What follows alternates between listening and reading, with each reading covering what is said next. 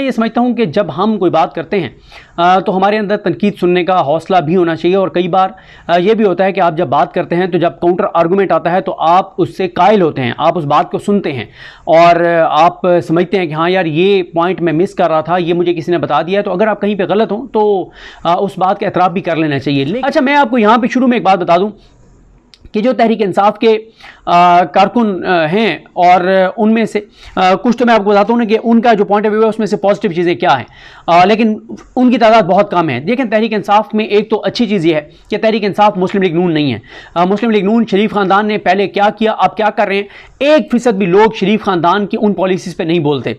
यानी नवाज शरीफ, मरीम नवाज और शहबाज शरीफ तो छोड़ें, नीचे वाले भी जो कुछ कर रहे थे उन पर भी नहीं बोलते। लेकिन तहरीक इंसाफ की के अंदर ये हमने देखा है कि तहरीक इंसाफ का कारकुन बोलता है, बात करता है, काउंटर करता है। यहां तक कि इमरान खान साहब की भी कभी कोई ऐसी चीज़ हो जिसकी मुखालफत करनी हो तो उसके खिलाफ भी खड़े हो जाते हैं। और इमरान खान को हमने देखा है कि जब कारकुनों का रिएक्शन आता है तो वो दोबारा अपने फैसले पे गौर करते हैं और कई बार उन्होंने अपने फैसले बदले भी हैं। अभी आप देख लें, ज़मीनी इंतखाबात जब हुए थे तो 8 फरवरी के बाद तो 1 या 2 टिकट्स ऐसे दिए गए जिनका बताया गया कि इमरान खान साहब ने दिए।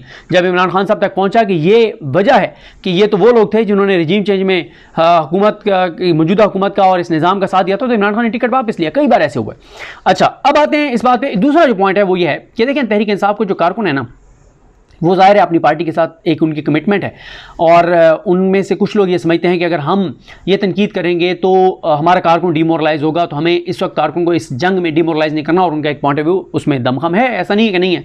लेकिन एक चीज़ बड़ी इंपॉर्टेंट है, वो ये है कि देखें, तहरीक इंसाफ के शायद 99% कारकुनान का उन लोगों तक रसाई ना हो जिन लोगों तक हमारी रसाई है। हम रिपोर्टर्स की रसाई है, मीडिया के लोगों की रसाई है, यूट्यूबर्स की रसाई है। मैं आपको बताऊं कि जब अली अमीन गंडापुर साहब ने खिताब किया तो मैंने तहरीक इंसाफ के कम से कम कोई 12 से 13 लोगों को कॉल्स की और उनमें से 4 या 5 ने मेरी कॉल नहीं उठाई होगी, बाकियों ने कॉल उठाई और सब गिर गए थे, सब उलट गए थे कि ये हुआ क्या है हमारे साथ। बहुत परेशान थे, किसी से बात तक नहीं हो रही थी कि यार ये हुआ क्या है हमारे साथ।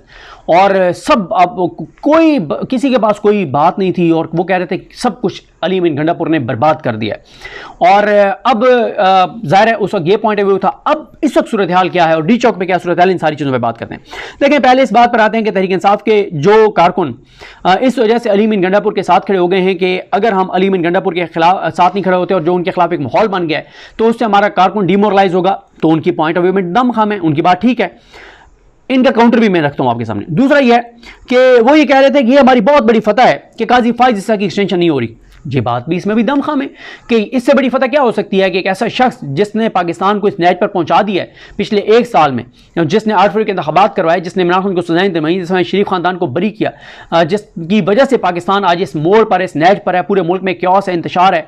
उसके बाद ये कहा गया कि जब खान का एतमाद है अली अमीन गंडापुर पर, तो हम उस वक्त तक अली अमीन गंडापुर पर अदम एतमाद नहीं कर सकते जब तक इमरान खान की जानिब से कोई बयान नहीं आ जाता। इसमें भी पॉइंट ऑफ व्यू में दम खान है। फिर उन्होंने कहा कि ये सारे उन्होंने उनके दलाइल हैं, इन दलाइल के काउंटर पे बाद में आएंगे। एक लम्हे के लिए मैं उनके इन तमाम दलाइल को दुरुस्त मान लेता हूँ, एक लम्हे के लिए, आगे चल के इनके काउंटर पे बात करेंगे। लेकिन तहरीक इंसाफ के 88%, 90% या 85% लोग जो अली अमीन के खिलाफ खड़े हो गए हैं, उनमें से बहुत अहम लोग हैं। और मैं आपको बताऊं, ये बात मैं आपको ऑन ओथ बता सकता हूं, ऑन ओथ ये बात बता सकता हूं कि मेरी तहरीक इंसाफ के जितने भी लोगों से बात हुई, कोई एक भी अली अमीन गंडापुर के बारे में पॉजिटिव नहीं था। जितने भी लोगों से बात हुई, और मैं तो, ये तो वाकया कल हुआ है, मैं तो परसों रात के मेरे व्लॉग देख लें जिसमें मैंने बता दिया था कि KPK के हाउस की एक शख्सियत ने मुझे कहा कि मैं कुरान मजीद लेके जाऊँगा इमरान खान के पास और उसको बताऊँगा कि अली अमीन गंडापुर ने कैसे तुम्हारी पीठ में छुरा घोंपा है। अली अमीन गंडापुर जो है वो, उसको हम मना करते रहे कि KP हाउस मत आना, यहाँ पर रेंजर्स है, नामालूम अफराद है, उसके बावजूद वो आया।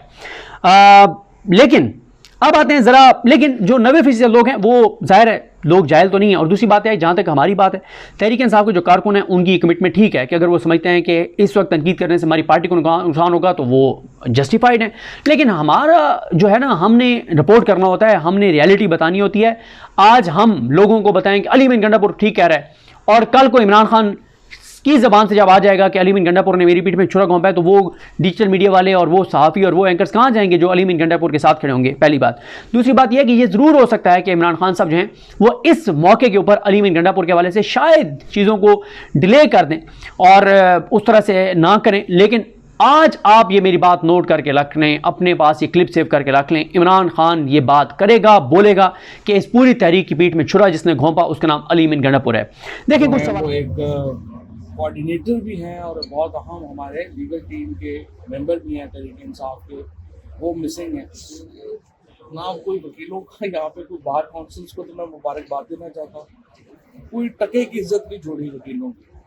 और जो भी हमारी वकील है, कभी ऐसा सोचा ही नहीं था किसी ने कि वकीलों के साथ भी ये होगा कि आप ऐवान अदल के अंदर जाके लाहौर में शेलिंग होगी, वकीलों को वहाँ से उठा लिया जाएगा, यहाँ पे जब मर्जी को गायब कर देगा, जब मर्जी को उठा लेगा।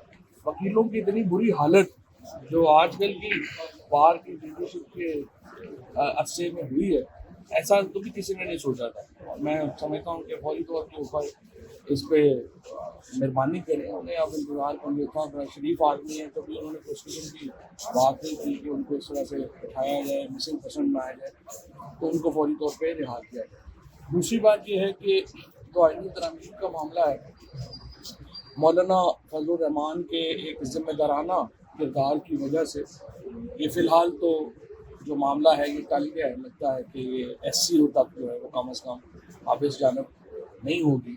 और आज मुझे पता चला है कि 5 जो मुख्तलिफ हमारे जो चारों हाई कोर्ट्स हैं उनमें ये रिट पिटीशन जो है, बल्कि 5 हाई कोर्ट्स में ये रिट पिटीशन आई हैं आज के जो अमेंडमेंट्स हैं उसमें फौरी अमेंडमेंट के लिए जो है वो उसको रोका जाए। और दूसरा ये कि जो 8 हफ्ते का कम अज़ कम ड्राफ्ट आप पब्लिक करें और फिर 8 हफ्ते की उस पर डिबेट करवाएं। ये जो मैं समझता हूँ कि बड़ा जायज़ बात है, क्योंकि जो रूल 21 है हमारा असम्बली का, वो भी ये कहता है कि कोई भी इस तरह का बिल जब आएगा तो कम अज़ कम 8 हफ्ते दिए जाएंगे उसके ऊपर डिबेट की। और पूरी दुनिया में इस तरह की हसास जो अमेंडमेंट्स हैं वो इस तरह फौरी नहीं होती। हमारे यहाँ जो 18वीं आईनी तरमीम आई थी वो 1 साल से ज़्यादा डिबेट होती। तो ये तो आप स्ट्रक्चर हिलाने जा रहे हैं पूरी अदालत हमारे आइन का, आप हमारी जो सुप्रीम कोर्ट है उसको ही ख़त्म करने जा रहे हैं, कि जस्टिस पाकिस्तान का ओहदा ख़त्म करने जा रहे हैं। तो ये सिर्फ 1 आध हफ्ते की बात से तो नहीं ये बात हो रही है। इसके ऊपर कम अज़ कम मैं समझता हूँ कि ये जो आज इस्तदा की गई है हाई कोर्ट से, तो सही इस्तदा है। 8 हफ्ते का वक्त आप दें कम अज़ कम, और इसके ऊपर एक थॉरो डिबेट जो है वो होनी चाहिए। अदालती रिफॉर्म्स एक मामला, अदालती इस्लाहात एक और मामला है, और वज़ीर आज़म और हुकूमत के मातहत करना अदालत को ये एक और मामला है। अगर इंतज़ामिया के मातहत कर दी जाए अदालत, उससे तो फिर हमारा जुडिशल स्ट्रक्चर ही ख़त्म हो गया, फिर तो जो सेपरेशन का प्रिंसिपल है वही ख़त्म हो गया। और इसको देखें, मैं तो समझता हूँ कि हुकूमत को और एस्टैब्लिशमेंट को गलत राय दी गई है। अगर ये अमेंडमेंट आ भी जाती है तो इसका मतलब ये है कि पहले ही आप पाकिस्तान एक सियासी अदम इस्तेहकाम का शिकार है, जहाँ पर पूरा जो PTI जितनी जो बड़ी सियासी क़ुव्वत है उसको इलेक्शन में धांधली से बाहर किया गया, उसके नतीजे में एक सियासी अदम इस्तेहकाम है। अगर आप वकीलों को और जजों को भी एक चाहते हैं कि वो भी तहरीक शुरू करें, तो वो तहरीक तो शुरू होनी है। इस्लामाबाद में आपने कन्वेंशन देख लिया है, अब सिंध में कन्वेंशन होने जा रहा है। ये तहरीक लॉयर्स मूवमेंट नहीं रुक सकती इस अमेंडमेंट से। ये इफ्तिखार चौधरी की जो मूवमेंट है वो लोग भूल जाएंगे, ये बहुत बड़ी मूवमेंट होगी। और ये मैं समझता हूँ कि गलत मशवरा दिया गया है हुकूमत को और एस्टैब्लिशमेंट को कि इससे इस्तेहकाम आएगा। तो मेरे ख्याल में आज जो पिटीशंस फाइल हुई हैं उन पर ज़रूरत है कि हाई कोर्ट्स उन पर अमल करें। 8 हफ्ते के लिए ये पिटीशन जो है वो फिलहाल कॉन्स्टिट्यूशन अमेंडमेंट का मामला रोका जाए, उसके बाद बैठ के डिबेट करके इसको करा दें। बनाने की कुछ सोच रहे हैं, देखिए मेरे ख्याल में कोई भी ऑनरेबल आदमी जो मौजूदा है वो तो बनना ही नहीं चाहिए, उसे कॉन्स्टिट्यूशन कोर्ट का होता कबूल ही नहीं करना चाहिए। और अगर ऐसा कुछ हुआ तो फिर इसके नतीजे में देखें बड़े रेजिग्नेशन आएंगे सुप्रीम कोर्ट से भी और हाई कोर्ट से भी, क्योंकि मैं जानता हूँ बहुत सारे जो जजेस हैं और मेरा एक इस सिस्टम के अंदर जो लोग हैं उनके भी मेरे है जो मैं समझता हूँ कि वहाँ पे क्या वाइब्स चल रही हैं, बहुत बड़ी रेजिग्नेशन। भाईजान साहब हमने देखा कि अली अमीन गंडापुर पर काफी तनकीद हो रही है। जो कॉल ऑफ की एहतजाज वो KP हाउस चले गए, उसके बाद अगले दिन पेशावर पहुंच गए, बहुत तनकीद हो रही है विद इन पार्टी भी। दूसरी तरफ डील की खबरें भी हो रही हैं कि शायद उन्होंने कोई डील के नतीजे में सब कुछ इमरान खान के साथ मुशावरत करने के बाद किया। एज ए सीनियर पॉलिटिशियन क्या लगता है, ये वाकई डील हुई है कोई? एंगेजमेंट की जरूरत तो हर वक्त रहती है। हम कोई मिलिटेंट तो नहीं है ना कि जो बंदूकें उठा के को मारगला की पहाड़ियों पे चले जाएंगे या तोपखाना अपना यूज कर लेंगे। तो एंगेजमेंट तो होनी ही चाहिए। अगर ये यमीन गंडापुर साहब की एंगेजमेंट हुई है तो वो बिल्कुल सही है। और सिर्फ ये है कि जो पार्टी है उसको अपने कारकुनों को बतौर चारा तो इस्तेमाल नहीं करना है। उनको आप एतमाद में लेके जो भी करना है आगे बढ़े। इमरान खान की जो मुलाकातों के ऊपर पाबंदी है, ये जब हटेगी तो फिर ही ये धुंध भी हटेगी।